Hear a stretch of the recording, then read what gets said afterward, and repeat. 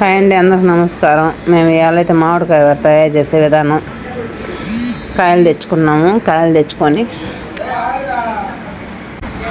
కాయలన్నీ ఇలా తొడాలు తీసుకొని సొన లేకుండా శుద్ధంగా అన్నీ కోసేసుకోవాలండి.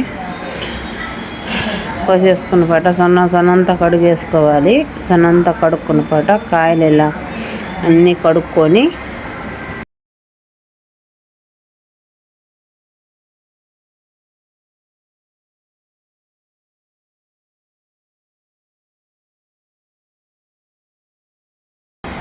ఇలా కడుక్కున్న పాట సొనంతా కడుక్కొని తీసి బకెట్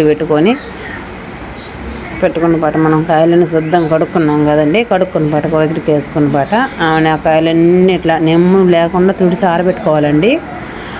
కాయలన్నీ ఆరబెట్టుకున్న పాట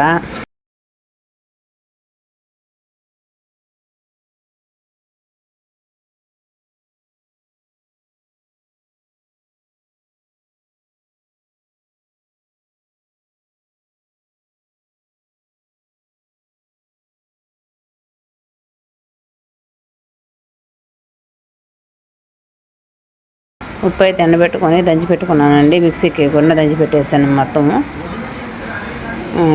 ముందు అయితే కత్తిపెడతా కోసేదాన్నండి. ఇప్పుడు ఏంటంటే కత్తిపెడతా కోయలేక కత్తితో ముక్కలు కొట్టేశాను.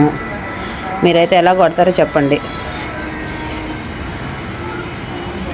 ఇలా ముక్కలన్నీ కొట్టుకొని దాంట్లో నల్లంగా కొంచెం టెస్ట్ ఉంటుంది కదండి. ఆ టెస్ట్ని తీసేసుకొని శుద్ధంగా జీడని తీసేసుకొని ఇలా ముక్కలన్నీ వేసుకోవాలండి.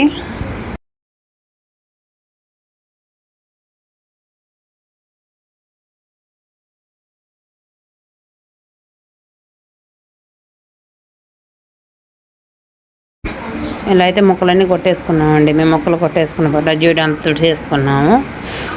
తుడిచేసుకున్న పాట అవన్నీ దానికి దాకా మనం 12 కేజీలు మామిడికాయలండి. 12 కేజీలు 12 పావుసార్లు మిరప్పొడి, 12 పావుసార్లు ఉప్పు, 12 పావుసార్లు మెంతిపొడి వేసానండి. ఇలా వేసి అన్నీ కలబెట్టుకొని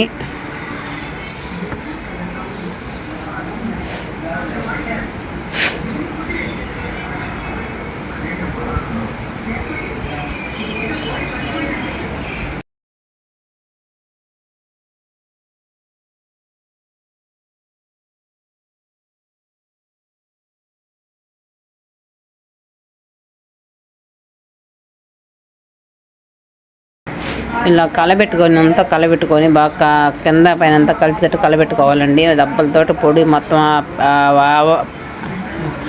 ఆ మసాలా అనేది మొత్తం కలిసిన పాట బాగా పెట్టుకొని మూత పెట్టేసేయాలండి.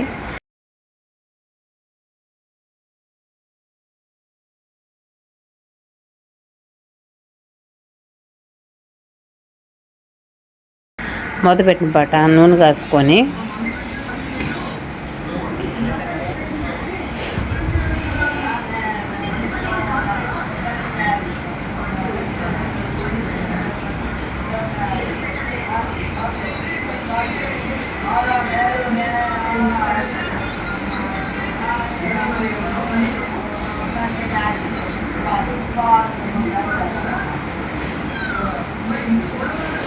ఇలా నూనె కాసి పెట్టుకొని మిరపకాయలు నూనెలు దేవేస్తానండి. నేను మిరపకాయలు వేసుకుంటాను. నూనె కాసి పెట్టుకొని నూనె అనేది మళ్ళీ రోజు పోసుకుంటే ఉదయాన్నే పోసుకుంటే బాగా అప్పటికి ఆవపిండి అంతా పట్టుంటుందండి.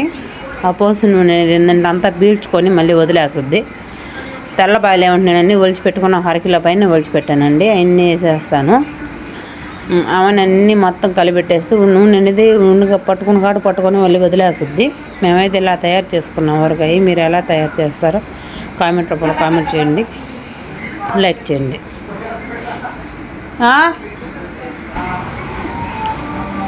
అంటే ఇది మా ఒక్కరికే కాదండి, మా అక్క వాళ్ళకి మా పిన్నమ్మ వాళ్ళకి ముగ్గురు కలిసి పెట్టుకున్నాం ఊరగాయ.